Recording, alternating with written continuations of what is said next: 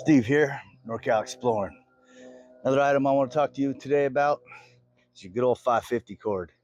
Call it 550 cord because it takes about 550 pounds of force to snap this, pull it apart, so it's super strong, really thin. I mean, most survivalists, people from the outdoors, most people know what 550 cord is.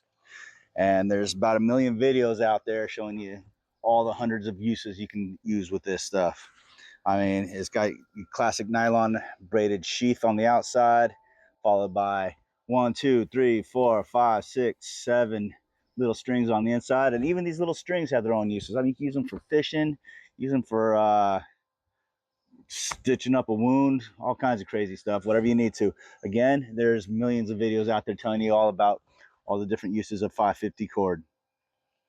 I would definitely recommend you get some and always have some with you, just as a part of your emergency kit. You keep it in your car. Learn to tie knots with it. There's 1,000,000 different knots. So many uses of this stuff. So get yourself some.